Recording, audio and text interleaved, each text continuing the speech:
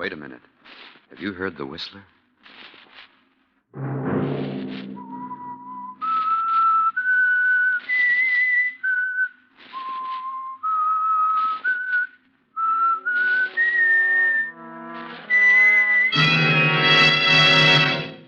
I'm the whistler. If you could look upon Charlie as I do, you'd realize he's inanimate, dead, with no power to harm. That was old Peter Medford, the jungle explorer, now confined to a wheelchair with paralysis. I would suggest that you leave this place at once, Miss Medford. At once. That was Clay Alden, Peter Medford's secretary. And this is Marie, Peter Medford's young niece. No. It's no dream. It's here. Here in my room.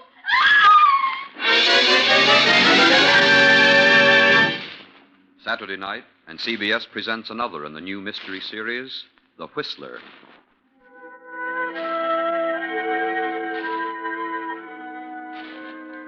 And I, the whistler, know many things, for I walk by night. I know many strange tales, many secrets hidden in the hearts of men and women who've stepped into the shadows. I know the nameless terrors of which they dare not speak. And so I tell you tonight the strange mystery of the Shrunken Head.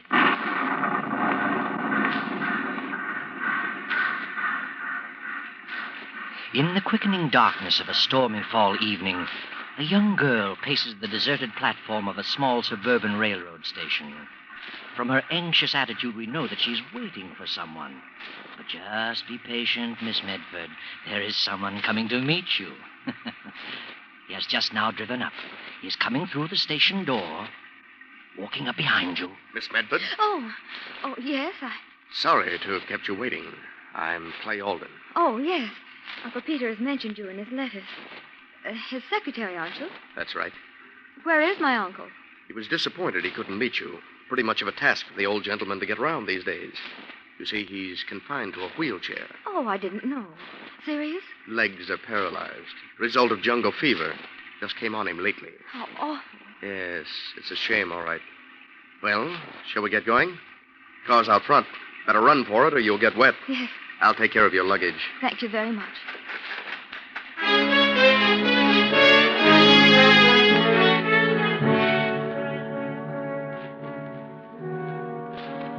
Rather a disappointing reception, Marie Medford, wouldn't you think? You have come over 2,000 miles all by yourself just to see the only living relative you have in the world. And then you are met by a stranger. The car turns up the tree-lined driveway. This, Marie, is what is known in this countryside as Medford Manor. Yes, Medford Manor. It's all that the name implies, a gloomy pile of a structure, even made gloomier by the blackness of the night and the driving rain. Oh, someone has heard the car approach. The door is open. It's the butler, Victor. Well, Marie, are you going in? What a pity you don't know what I do. You'd never cross that threshold if you did. Too late now. Your luggage is being brought in. The young man and the butler stand beside you.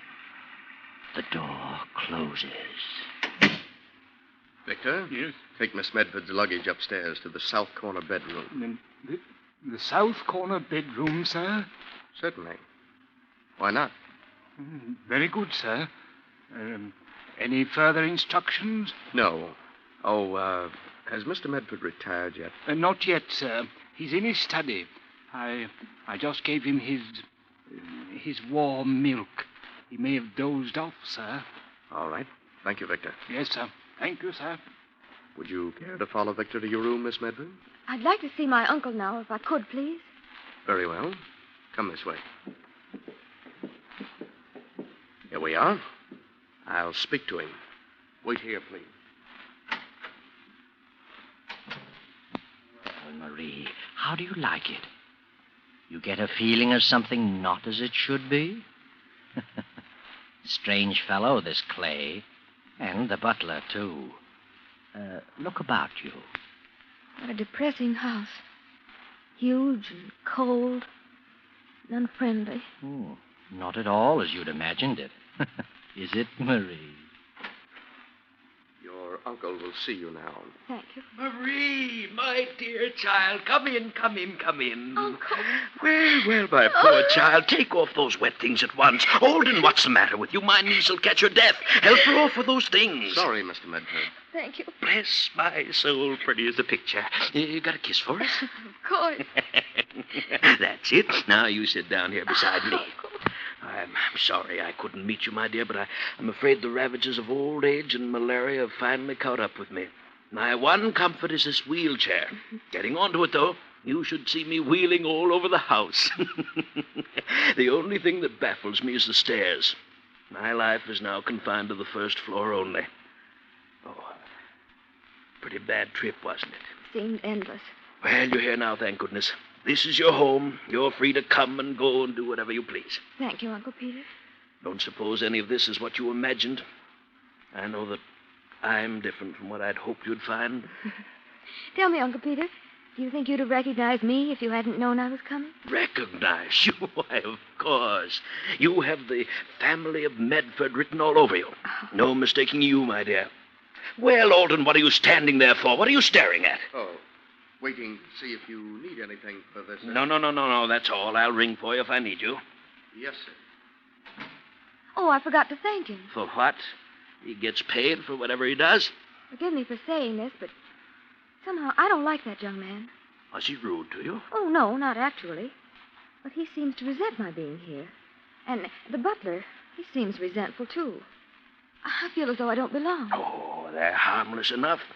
But getting back to you, I was so sorry I was in South America at the time it happened. Must have been pretty ghastly for you, my child. Like a nightmare, Uncle Peter.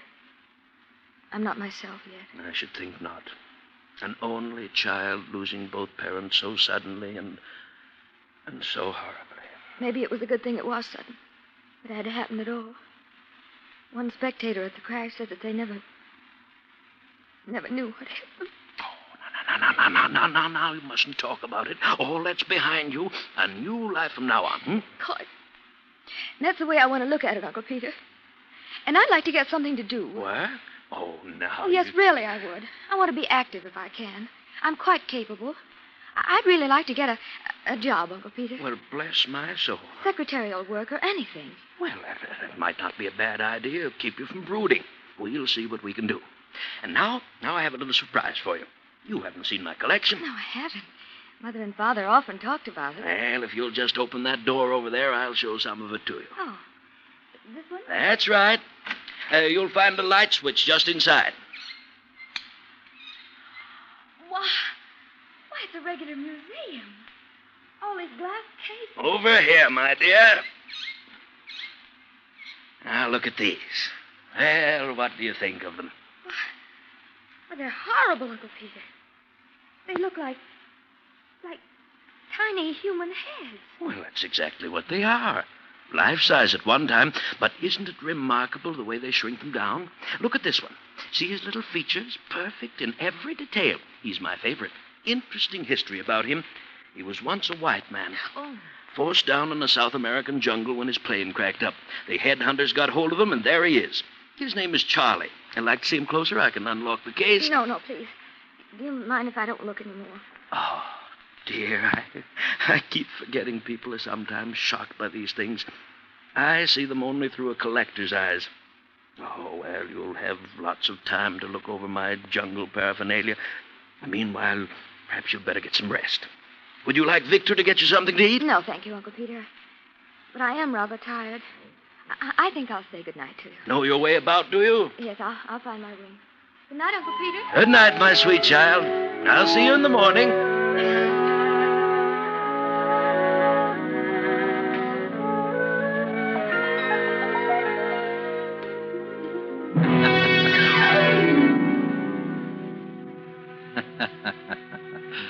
Poor Marie.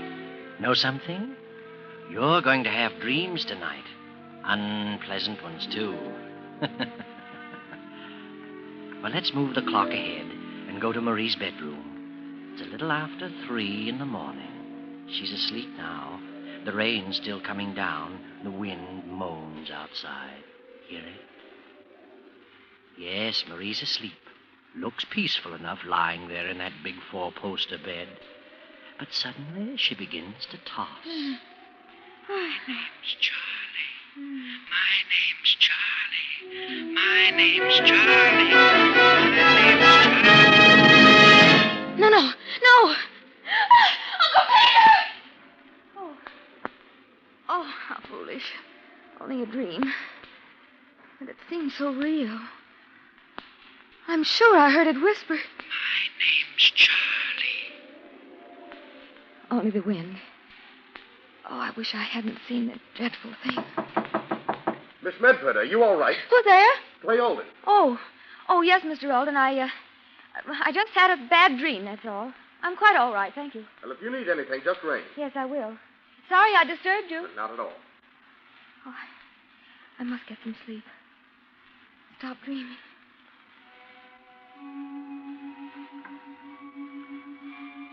But little sleep for you, Marie. The moments tick by with dreadful slowness. Fearing to close her eyes, she lies staring at the roof of her bed, lying in agony for the moment when that hideous little head will again come floating in through space.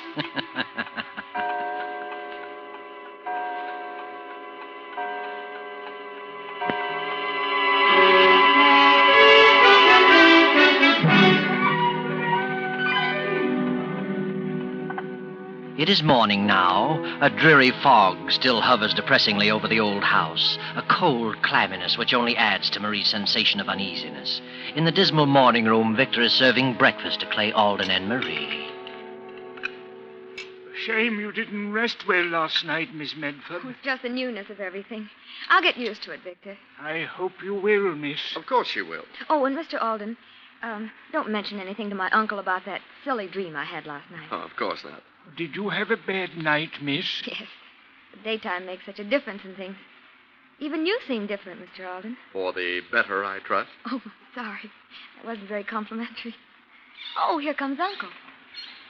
Well, good morning, you two. Good morning, Mr. Medford. Morning, Uncle Peter. You look quite fit this morning, sir. Feeling splendidly. Had the best night's sleep in I don't know how long. And how are you feeling, my child? Quite well, thank you, Uncle. Oh, you remember our conversation of last evening? I mean, about you wanting to do something? Yes? I think I've got it for you. Friend of mine named Phineas Drake. Collects books. Just purchased a library complete. Wants someone to catalog it for it. Small pay, but not too difficult. Well, how does it sound? Oh, it sounds wonderful. It's just what I want. Splendid. I'll call him again after breakfast. Can you imagine such an ambitious young girl, Alden? Wants to work, and she's only worth a cool $1 million. Oh, not yet, I'm not, Uncle Peter. Well, whenever you become of age, or whatever it said in your father's will. I thought you knew what it said. I won't inherit my cool $1 million until I'm married. What was that, Miss Medford? You see? Right away you put notions into his head. She said she won't come into her inheritance until she marries. Why her father made that strange provision, I shall never know. But, Marie, you stay your distance from this young man. Oh, Uncle Peter, you're making him embarrassed. Can't an old man have his little joke? Anyway, with all the eligible young men you'll meet, poor Alden won't stand a chance. Oh, Peter, please. Oh, all right. Victor, where are my eggs? Right here, sir. Oh, yes, soft-boiled eggs. That's your diet. Tell me, my dear, did you find your room comfortable? Oh, yes, it's a lovely room. It's almost like a castle. Oh, I miss my old room, the one next to yours. I haven't been up there in over a month. One day soon I'll have Victor and Alden carry me up those stairs just to see if the place looks the same. Victor, serve my niece some more coffee. Yes, of course, sir.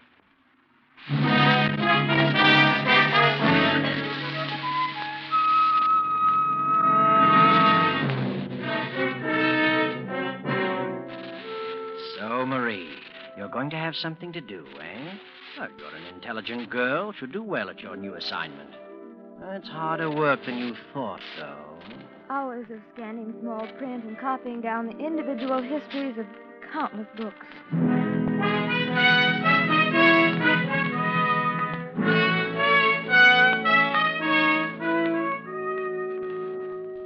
goes well for several weeks, and then early one afternoon, you return home, Marie, to find your uncle as usual in his study. Why are you so upset, Marie? Uncle Peter. Marie! Well, you're home early. You're not finished already. Finished as far as Mr. Phineas Drake is concerned. I can't understand it. I've done my work well. This afternoon, Mr. Drake came to me and said he had no further use for my services. What? Didn't explain why, just looked at me queerly and said he preferred someone else to finish the job. Well, that's strange. Oh, well, he's an old crank. Don't let this upset you. We'll find something else for you to do. No. Don't you worry.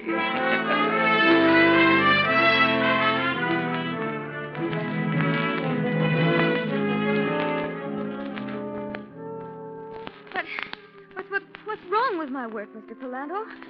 Surely it's been satisfactory. Well, you see, because of the peculiar nature of my profession, I must have someone more experienced. I'm sorry, Miss Medford.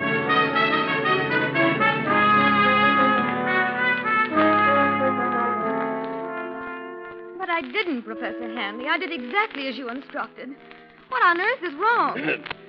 You'll excuse me, Miss Medford, but, well, your ability as an assistant has not come up to standard.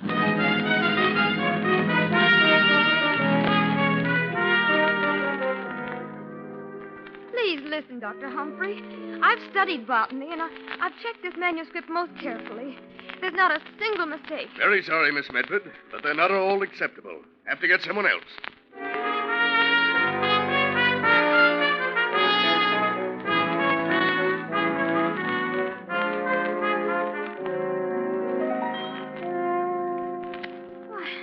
I just can't understand it, Uncle Peter.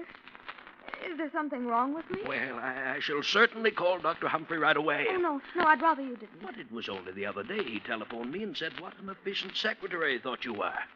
Something wrong somewhere. You know, Marie, I think I'd give up this idea of wanting to work. I haven't mentioned it to you, but you're really not looking your best lately. Well, to tell the truth, Uncle, I haven't been sleeping well. I have the most frightening nightmares. In fact, it's the same dream every night. Well, that's odd. What's the dream about? Well, I keep seeing that little head. The one you said was called Charlie. Oh, dear, I suppose I made a mistake showing that to you on your first night. If you could only look upon Charlie as I do, you'd realize it is inanimate, dead, with no power at all to do you harm. You'll build up a phobia about that head. Now, the thing to do is to destroy that fear by facing it. You come along with me, my dear. You mean in there again? It's the only way. Now, come along. Oh, no, Uncle Peter. I know what I'm doing. Open that door, Marie. I'm going to make you realize how foolish you've been. Over here, my dear. Oh, I know you think I'm being cruel, but I know my psychology. Why, that's strange. What is it, Uncle Peter? Why, somebody's broken into this case. Ring for Victor and get Alden here at once. Is something missing? Somebody has deliberately taken that head.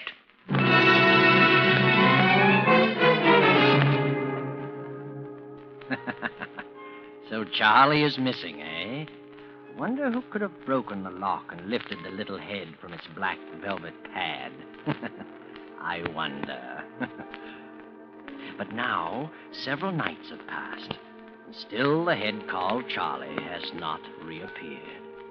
Marie has just taken a sedative her Uncle Peter gave her and is now lying on her bed, tossing fretfully, praying for sleep. Sleep, Marie. Tonight? Oh, dear heaven. No dreams tonight. Let me get some sleep. My name's Charlie. No.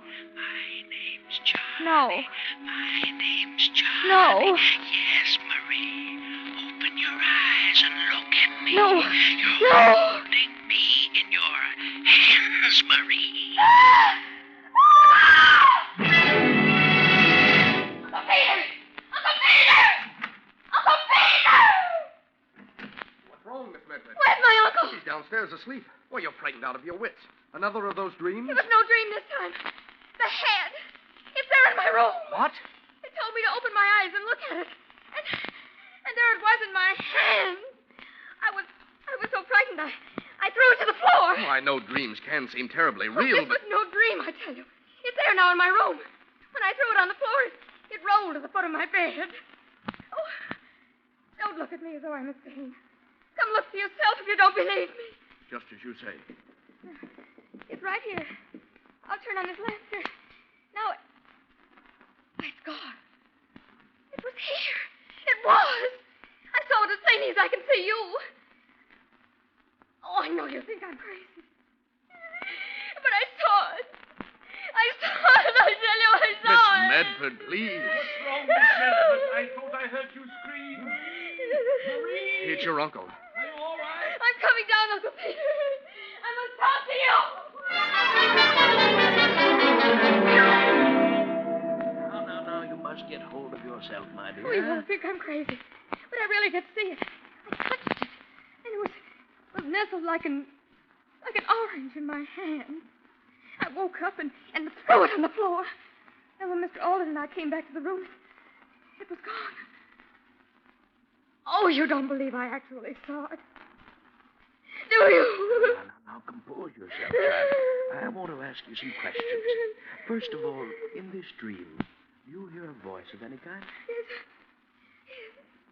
A voice that whispers, "My name's Charlie," over and over. But tonight it said something different. Now, you needn't go on, my dear. I had hoped and prayed with all my heart that this wouldn't happen to you. But I'm afraid it has. What are you trying to tell me, Uncle Pete? You've heard me go on about the fine old Medford stock. Well, it so happens our branch isn't so fine. There's been something wrong with us. You mean insanity? Oh, but if there is insanity in the family, why haven't I heard of it before? Because, my dear, it's the Medford secret. Oh. Oh, Peter, I'm frightened. Whatever you do, Marie, you must not let go of yourself. But it's not easy being told you're mad. Uncle Peter, if I am afflicted, then all those people must have known. That's why they discharged me. But how did they know? What did I do that would give evidence? Perhaps you do things you're not aware of. Maybe I do. Seems the only logical answer. Oh, Uncle Pete, what's to become of me? Now, we'll work this out together, my dear child. No one will ever know. You can depend upon me. I won't leave you. From tonight on, I shall be taken upstairs, and I'll stay near you. Knowing that which afflicts us gives us a weapon with which to fight it. Just you rely upon me, my dear. Uncle Pete. Oh, Uncle Pete.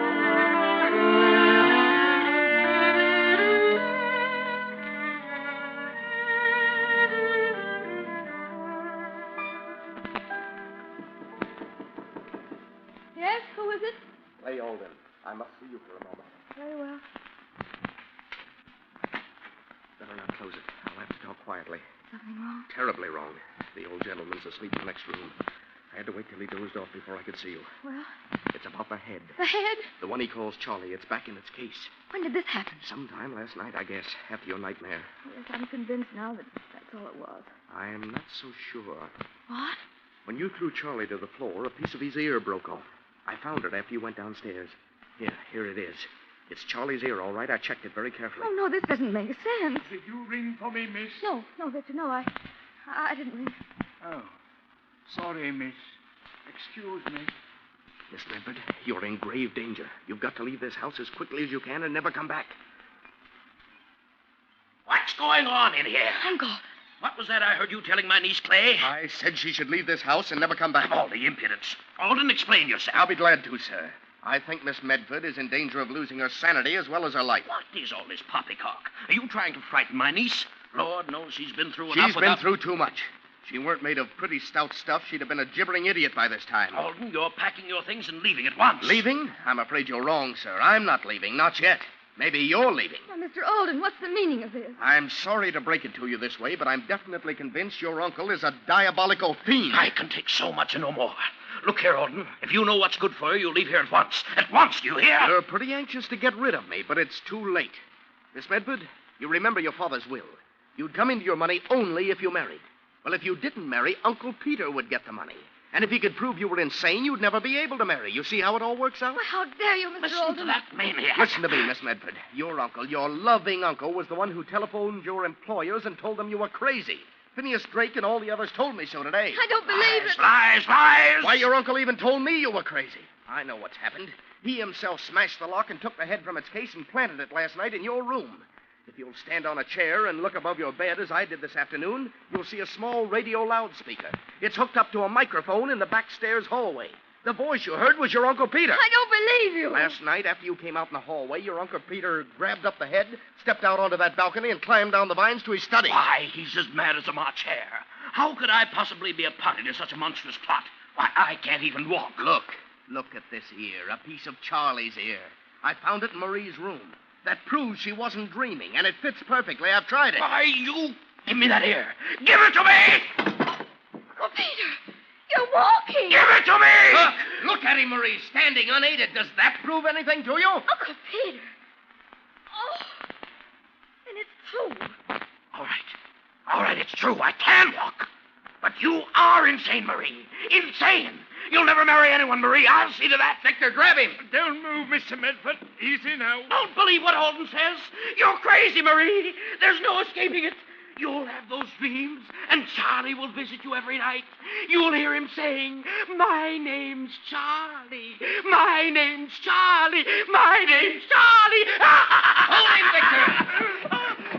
Got him, sir. I think you're the one who's crazy, Medford. Maybe that could be proved. Take your hands off of me. Take it easy now, Mr. Medford. Take it easy. There's nothing wrong with me. You know it. Is the car ready, Victor? Yes, it's ready.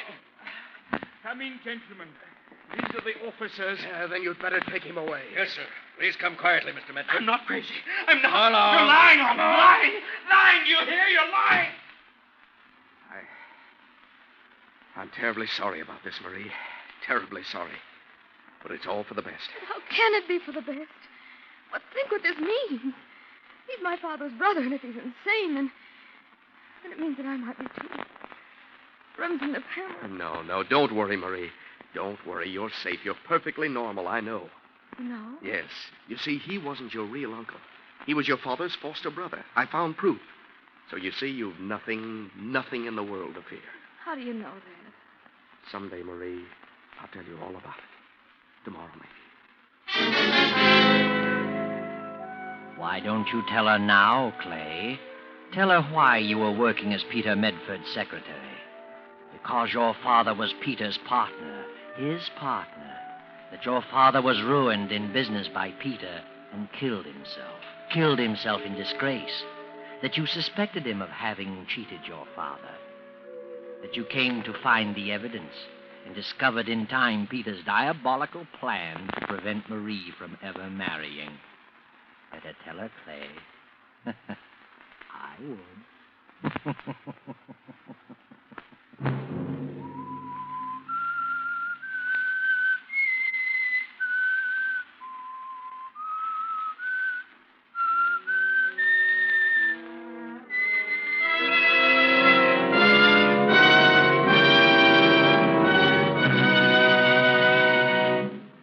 CBS has presented The Whistler.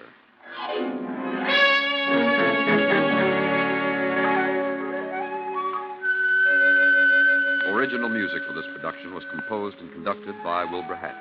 Tonight's Whistler story was written by Joseph Kearns, directed by J. Donald Wilson, and originated from Columbia Square in Hollywood. Next week, same time. I, the Whistler, will return to tell you the strange story of the cursed. Good night. This is the Columbia Broadcasting System.